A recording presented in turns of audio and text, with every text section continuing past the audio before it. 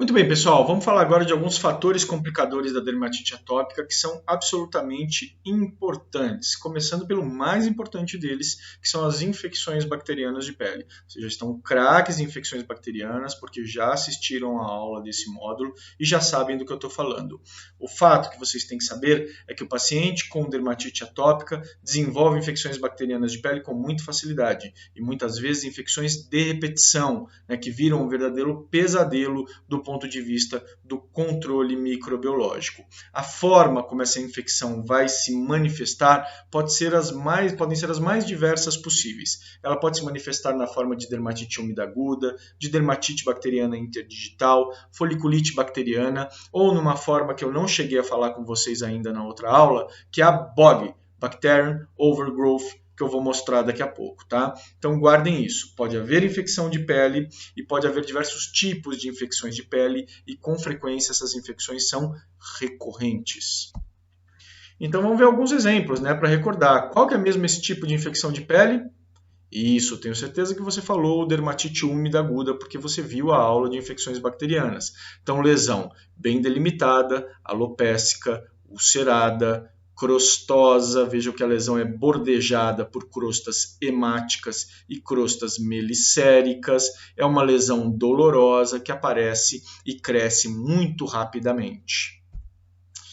Foliculite bacteriana superficial, percebam que é uma foto de perto da virilha de um animal, mostrando múltiplas pústulas e pápulas, caracterizando então a foliculite bacteriana superficial.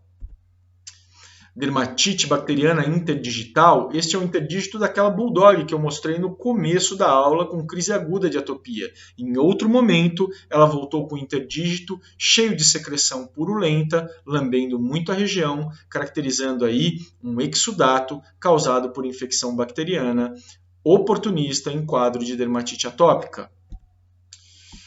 Quadro também de dermatite bacteriana. Vejam como a clínica muda muito. Vocês acabaram de ver a secreção purulenta abundante e aqui também é uma infecção bacteriana. Só que a lesão não está tão exudativa, mas quando você examina, ela é uma lesão bem úmida, tá? Com eritema e muita pigmentação. E frequentemente essa região fica extremamente dolorosa. E aqui é um quadro de intensa pigmentação, a gente está notando, No exame clínico, a gente vai perceber esta pele muito untosa, graxenta, oleosa, mal cheirosa, e esse é o tal do BOG, que eu falei com vocês anteriormente, Bacterial Overgrowth. Quando a gente faz uma lâmina de microscópio, a gente passa a lâmina nessa pele, com essas características no paciente com atopia, e olha no microscópio, a gente vê uma quantidade excessiva de cocos, que representam nada mais nada menos do que o Staphylococcus pseudo-intermédios. Então, pessoal, na verdade, é apenas mais uma manifestação clínica de uma infecção bacteriana de pele, tá? Bacterial overgrowth, o termo vem do inglês, que é crescimento bacteriano excessivo, que ocorre na pele dos pacientes com dermatite atópica. Na verdade, é um crescimento de superfície, tá? E por que se manifesta exatamente desse jeito, a gente não sabe. Tá? Mas, de fato, esta pele está, embora não tenha pústula, não tenha pápula, não tenha característica daquelas outras infecções que eu falei com vocês até agora, isto sim, essa pele está contaminada e precisa de antibióticos. Como é que a gente vai saber isso? Além da sugestão clínica, a gente pode fazer o exame microscópico, tá? Esfregando uma lâmina de vidro nessa pele, corando e olhando ao microscópio, igual a gente faz para o diagnóstico de malacesíase. Bacana? E outro fator complicador importante, além da infecção por Staphylococcus, é a infecção por malacésia, que é muito importante em pacientes com dermatite atópica. Quando eu falei de malacesíase com vocês em doenças fúngicas de pele, eu falei que invariavelmente a malacésia é um organismo oportunista. E um dos principais fatores de base para o desenvolvimento da malacésia paquidermatis é a alergopatia, é a dermatite atópica. E da mesma maneira que a gente tem o bacterial overgrowth, a gente tem o malacesian overgrowth, que é o crescimento excessivo de malacésias. Então, a característica clínica é muito semelhante. Professor, como eu diferencio o malacésia no overgrowth da bactéria no overgrowth? Normalmente pelo achado microscópico. Do ponto de vista clínico, são muito semelhantes. No microscópio, o que a gente vê são esses micro-organismos leveduriformes, que a gente está observando aqui, né? Em forma de pegada, alguns mais arredondados, alongados, que nada mais são do que as malacésias presentes em excesso na pele deste paciente. Então, alguns exemplos que eu até já mostrei na aula anterior, o Bacardi, paciente atópico com pigmentação, eritema na região de pescoço, na região de membros, e a lâmina de microscópio mostrou um excesso de malacésia na pele deles. Além dessa característica, né, de pigmentação, eritema, no exame físico a pele fica extremamente oleosa, graxenta e mal cheirosa, como a gente já comentou anteriormente no módulo de doenças fúngicas. Se não lembra, dá uma revisada lá. Vantagem da videoaula é que dá para ver de novo. Outro paciente com dermatite atópica e malacesias, já vimos anteriormente, né? Pele muito pigmentada, alopécica, é uma patologia muito pruriginosa, e no paciente atópico a malacésia faz coçar mais ainda. E olha só que interessante, esse é o interdígito, adivinha de quem? Da Bulldog que eu mostrei anteriormente. Olha que interessante, no mesmo dia que eu atendi ela com aquela lesão bacteriana no membro torácico, ela apresentava no membro pélvico uma lesão um pouco diferente, com menos exudato. Aquilo me chamou a atenção, uma lesão úmida também, né? Vejam que tem bastante pigmentação pela lambedura e está eritematosa. E eu fiz uma lâmina de microscópio dessa lesão e do outro exudato. Em um tinha cocos, mas no outro tinha malacésia. Então ela conseguiu ter dermatite interdigital em um membro por bactéria e no outro membro por malacésia. E aqui um caso que não é incomum, tá? Um bog-mog, tanto bactéria como malacésia se proliferando. Pessoal, entendam que é uma pele anormal, que é um prato cheio para o desenvolvimento desses micro-organismos que já vivem normalmente na pele, tá? Clinicamente, eu não sei, tá? O quadro é sugestivo tanto de um como de outro. A pele está alopécica, pigmentada, está oleosa, mas na lâmina de vidro eu pude constatar que havia tanta presença de grande quantidade de bactérias como grande quantidade de malacésias na microscopia, tá? Feita por imprint. Outro fator complicador relevante são as otites externas. Eu falei para vocês que as otites ocorrem em pelo menos 70% dos pacientes com atopia. Elas são muito frequentes e normalmente são otites de repetição. E frequentemente essas otites são complicadas por malacésia ou por bactérias. Bactérias na forma de cocos, como Staphylo strepto, ou bactérias na forma de bastão, como Pseudomonas e Proteus mirabilis, tá? Pseudomonas aeruginosas. E vez ou outra a gente nota uma otite alérgica sem contaminação. Mas isso é muito raro de observar. A maioria das otites em cão atópico estão contaminadas por malacésia, por bactéria ou pelos dois. Então, olha só, otite grave, tá? Eu já mostrei essa paciente com blefarite, com queilite, e agora mostro a otite que ela apresentava. Percebam que o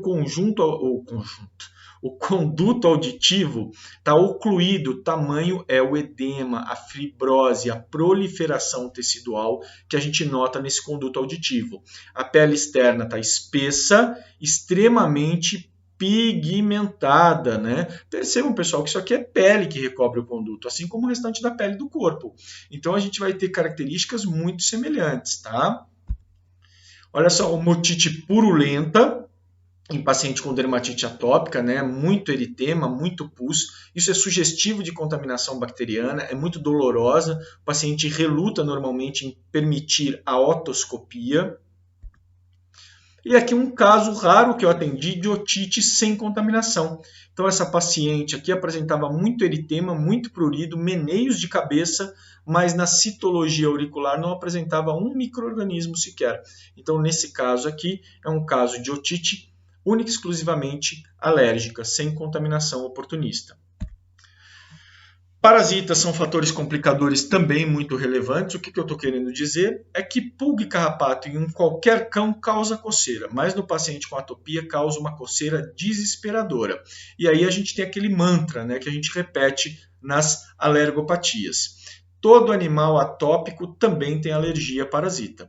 Nem todo alérgico a parasita, como por exemplo a DASP, é necessariamente atópico, mas todo atópico tem alergia a parasitas. Trocando em miúdos, pessoal, se o animal alérgico pegar pulga ou pegar carrapato, ele vai coçar barbaridade.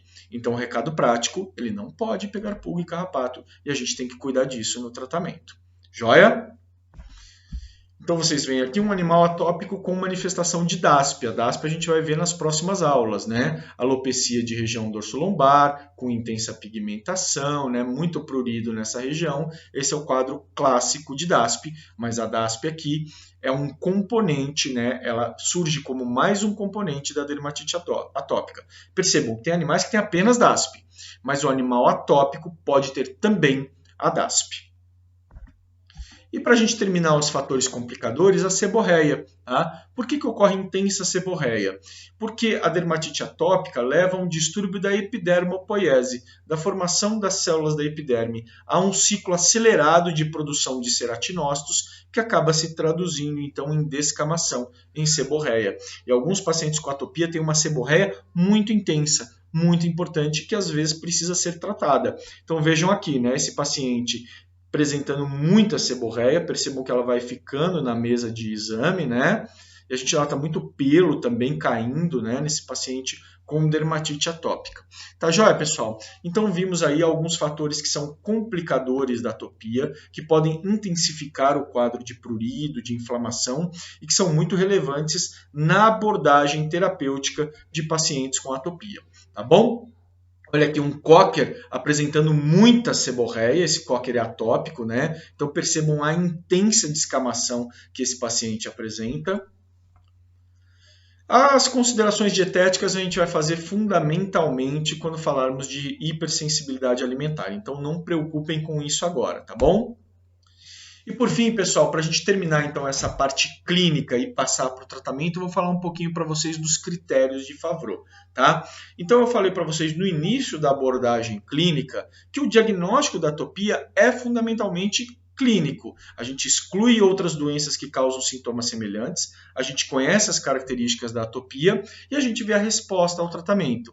Bom, vejam só. Nada mais lógico, se a doença tem um diagnóstico clínico, de tentar criar uma lista de critérios que facilitem a vida do dermatologista, né? Que a gente possa se guiar, se pautar para poder fazer o nosso diagnóstico. E com esse objetivo, né, com esse intuito, foram criados aí os critérios de Favreau. Tá? O que são exatamente os critérios de Favreau? São uma lista de características clínicas que devem ser, então, investigadas em pacientes com suspeita de atopia para lhe dar aí uma certa acurácia diagnóstica clínica. Tudo bem, pessoal? Então, quais são esses critérios? Primeiro, início dos sinais antes dos 3 anos de idade. A gente falou isso em epidemiologia, né? Que a prevalência maior é entre 6 meses e 3 anos de idade. Se o animal vive dentro de casa, quando ele vive dentro de casa, a gente sabe que ele é mais exposto a antígenos domésticos. Se você quiser falar bonito, você pode dizer para o proprietário e perguntar para ele se ele é um animal indoor, que vive dentro de casa, tá bom, pessoal? Boa resposta ao corticoide. Olha só, pessoal, resposta terapêutica que eu falei anteriormente. É critério de diagnóstico, tá? Paciente com atopia responde bem ao uso de corticoide. Prurido com ausência de lesão. Já cansei de falar para vocês anteriormente. Prurido com ausência de lesão sugere alergopatia. Lambedura de interdígito. Olha só, lamber entre os dedos é tão importante que é um critério de diagnóstico, tá? Então, pessoal, aquela história do paciente que lambe os dedos está estressado, esqueçam isso, pessoal. Isso aí é senso comum, tá? Não é estresse, tá? Quer dizer, pode ser, tá? Existe a dermatose psicogênica, mas na maioria das vezes é atopia mesmo, tá? Muitos pacientes apenas lambem o interdígito sem nenhum outro sinal de dermatite atópica. Outros critérios: prurido de pavilhão auricular, margens auriculares preservadas, área dorsolombar preservada. Professor, não entendi muito bem o porquê de margem auricular preservada e área dorsolombar preservada. Porque existem outras duas doenças que acometem com muita frequência margem auricular e área dorsolombar. Quais são? Margem auricular, a escabiose, e área dorsolombar, a DASP. Então, esses critérios têm o objetivo de tentar eliminar doenças que frequentemente causam lesão nessas regiões. Então percebam que se de todos esses critérios você considerar 5 parâmetros, isso te dá 85% de sensibilidade e 79% de especificidade. Ou seja, de cada 100 animais que você atender com atopia, em 85 você vai conseguir ter um diagnóstico utilizando estes 5 critérios. Tá? E desses 100 que apresentarem, e desses 79 que apresentarem 5 critérios, com certeza terão atopia. Tá? Então tem 85% de sensibilidade, 15 poderão passar despercebidos, mas desses 80% que derem o positivo realmente terão dermatite atópica. Tudo bem, pessoal? Na próxima aula a gente volta então com a parte de tratamento da atopia. Até daqui a pouquinho. Tchau, tchau.